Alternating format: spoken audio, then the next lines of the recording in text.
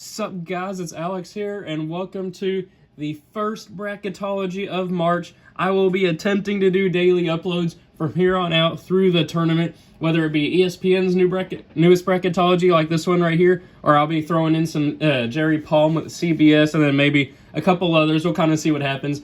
But I'm going to attempt to do daily uploads for the next 2 weeks. We are finally in March. Conference tournaments are getting ready to start up next weekend, and in a few mid-major conferences, they are starting up this week. This is the last week of regular season college basketball for the major conferences, and I will be at the Kentucky-Tennessee game tomorrow, and I will be vlogging it. I did a poll on my YouTube channel yesterday, and we had 90% yes votes about wanting to see a vlog for that. So that'll be coming out on Wednesday, so make sure you're subscribed for that and be on the lookout for that. But man, what a crazy weekend of college basketball we just had. Baylor ended up losing at TCU. Florida State ended up losing at Clemson. Duke ended up losing at Virginia. Maryland ended up losing at home against Michigan State. And then Creighton ended up getting destroyed on the road against St. John's. And just stuff like that. Kentucky beat Auburn. And just, oh my gosh, it was just so crazy to see. Love to see it as a college basketball fan. It just shows that there's no truly great team in college basketball this year. I mean, Kansas is probably the best team if you want to pick one singular best team, but when it comes to the tournament, it's all about matchups and stuff, as you will see in my Bracketology picks. So without any further ado, let's go and look at the analysis and movement along the bracket lines. Up here in the Midwest Regional, which I will be seeing the Elite Eight, already bought tickets for that, and I'll probably be vlogging it, so make sure you're subscribed for that too. Haven't decided about the Sweet 16. It's looking like I'll probably end up going, but we'll kind of see what happens with that. Kansas remains the one line up there. Then not a whole lot of movement. There's teams moving across the bracket into the Midwest Regional, but movement along C line wise, we have Louisville now up to a 3 seed. Belmont is into the field as the OVC representative as a 14. Indiana's down to a 10. They had a heartbreaking loss at Illinois yesterday. It was 67-66. Seton Hall is now up to a 2, and then North Dakota State is new to the field as the 15. I think they're from the Summit League. And then down here in the East Regional in New York, we have San Diego State as the 1 seed. Montana is down to a 16. Then we have St. Mary's up to an 8. Xavier up to a 9. Auburn down to a 5. As I mentioned earlier, they lost to UK this weekend. Then UCLA is continuing their tear through the field. They ended up beating Arizona at home this past weekend. They are now in the field after being nowhere near it earlier this season. They lost to Cal State Fullerton. And I want to say Hofstra or something like that too. I can't remember who it was. It was another really bad loss at home. But they are now in the field. They have been on a tear recently. Michigan State is now up to a 4. Michigan's down to a 6 after losing at home to Ohio State last night. I can't remember if it was at home or away, but either way, they end up losing to Ohio State. East Tennessee State is now down to an 11. Duke is now down to a 3 after losing 3 out of their last 4 road games. And then Oklahoma is now up to a 10 after getting the road win against West Virginia. Then we'll move up here to the top right bracket in the South. We have Baylor remaining the 1 seed there. They'll be unless they go 0-2 the rest of the way and then lose in their first game of the Big 12 tournament, they're going to be a 1 seed. Just kind of depends on which region they get assigned to. Then we have Providence up to a 9. They went on the road and beat Villanova, and just like UCLA, they are one of the hottest teams in the nation right now. They had an entire recalibration of their profile according to Joe Lunardi, and that is why they are now up to the 9 line. Then we have Rutgers down to an 11. Northern Iowa is now up to a 10, and Bowling Green is down to a 15. Then if we take a look here at the West Regional, we have both the first 4 games in this region. We have Gonzaga as the 1, Florida down to a 9 after losing to Tennessee this weekend. Iowa is now up to a 5. First playing game with the bubble teams last 4 in are Wichita State and then Utah State. Creighton's down to a 4 after getting blown out by St. John's, as I mentioned earlier. Of course, right after I put them in the championship game in my last Bracketology, that's probably going to change this time around. Then we have Cincinnati and Stanford as the other playing game there with the last 4 in. Then we have Arizona State down to a 10. Then if we take a look at the bubble, if my freaking mouse would work, there we go. I don't know what was going on there. We have last 4 buys are Xavier, Indiana, Rutgers, and USC. Then we have Cincinnati, Wichita State, Utah State, and Stanford representing the last 4 in. First 4 out are NC State, Richmond, Rhode Island, who lost this past weekend, I think. They are not looking like a team that wants to play in the tournament as of right now. Then we have Mississippi State. Then Texas went on the road and beat Texas Tech for a huge win this past weekend. They are moving up the bubble. Then Purdue, Memphis, and South Carolina. So then, before I get into my actual Bracketology and tournament picks, I just want to say I will be giving away 2 NCAA tournament first round tickets if we hit 5,000 subscribers by March 17th, which is the start of the first 4 games. We are, as you can see, about 730 away. I started this when I was at 4,040, but We have I think we have about 15 days at this point to do it. And plus, with my big tournament video that usually gets a ton of views, we may be able to hit 5,000 subscribers by then, but we'll kind of see what happens. Make sure you subscribe and like the video. Make sure you get your friends to subscribe too. We are 730 away. I'm not sure if we're going to hit it, but hopefully we can. And we got the big tournament video to hopefully push us over the edge. If you're not subscribed already and haven't entered the tournament, all you have to do is just take a screenshot of you being subscribed to the channel. Follow me on Instagram at AlexPrice24 right there. Then DM me the screenshot of you being subscribed and tell me what your favorite NCAA college basketball team is and the closest tournament location to you. And I'll give you a confirmation saying that you are entered. But without further ado, let's go and get into the bracketology. So up first in this Midwest Regional, we have Kansas. Obviously, they're going to beat the winner of NC State or NC A&T and then Robert Morris.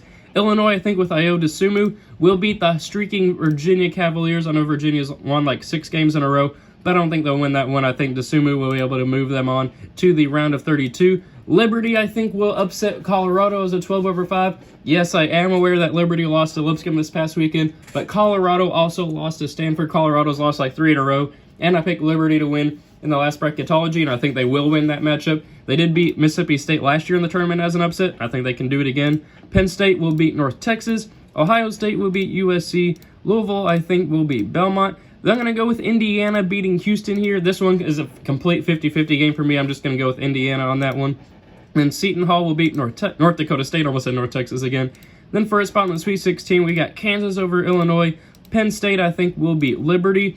I'm going to go with Louisville here with Jordan Nwora over Ohio State. And then Miles Powell and Seton Hall over Indiana. Then for a spot in the Elite Eight, we got Kansas with Devon Dodson and Azubike, I think is how you pronounce his name. I don't think they'll struggle too much here with Penn State. But then I'm going to have Louisville beat Seton Hall. You guys know how much I like Seton Hall, but I am a bit worried with their dependence on Miles Powell. I think they're a really good team. Obviously, they're a 2 seed for a reason, but I think that Louisville can get the job done there. They're starting to turn the corner with that team.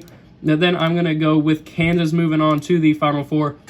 They are the best team in college basketball at this point. They're 25-3, and they haven't lost a game since I think that one to Baylor when it was at home back in January. I think they're going to move to the Final Four out of that regional.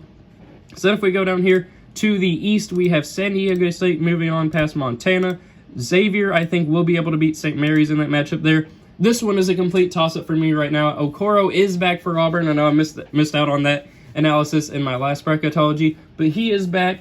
But UCLA is one of the hottest teams in the nation. Auburn's lost, I think, like 3 out of their last 5 or 4 of their last 5, something like that. This one's a complete toss-up for me, but I'm honestly just going to go with the hot team here and go with UCLA, though I could easily see Auburn winning that one. I think Auburn's a more talented team, but you got to go with the hot hand in this situation. I'm going to go with UCLA pulling off the 12/5 upset. I'm going to go with Michigan State over Stephen F. Austin. East Tennessee State in an 11/6 over Michigan. East Tennessee State's probably my favorite mid-major this season. I think they get the victory here over Michigan.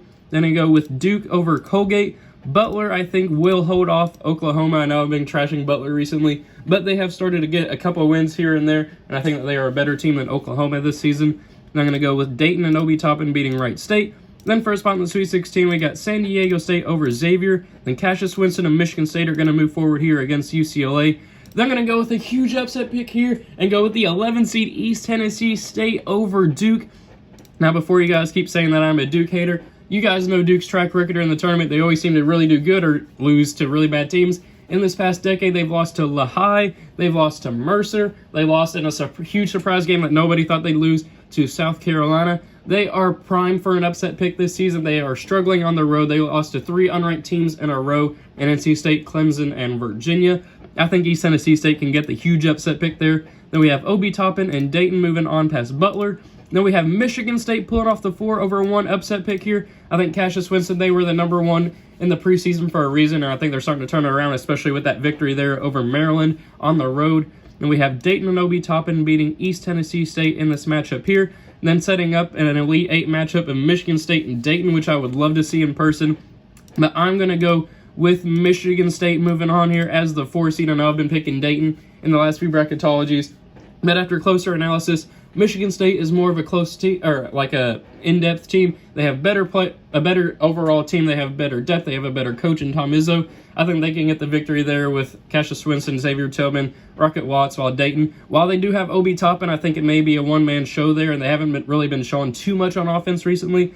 I think Michigan State will get the victory there. So now we'll go up here to the top right regional. In the South, we have Baylor moving on past Radford. I think that one's pretty obvious.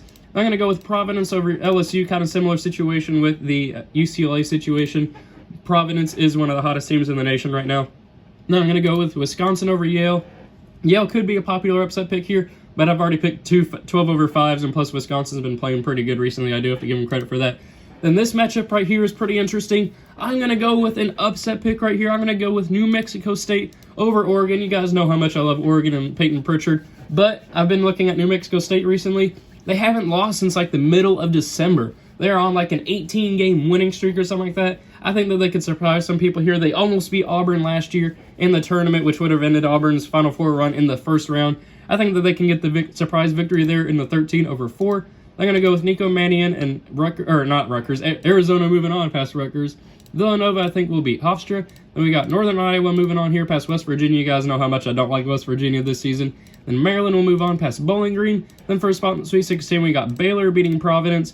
Wisconsin moving on here past New Mexico State. I'd really like to see New Mexico State moving on there as the 13 seed, but I do think Wisconsin will end up beating them. Villanova, I think, will move on here past Arizona, and then we got Maryland moving on past Northern Iowa. Then for a spot in the Elite Eight, we have Baylor moving on past Wisconsin. Then Maryland, I think they'll be able to hold off Villanova here in a late charging matchup to set up an Elite Eight matchup of Baylor and Maryland, which I do think Baylor would probably end up winning that one there. I do have to be honest.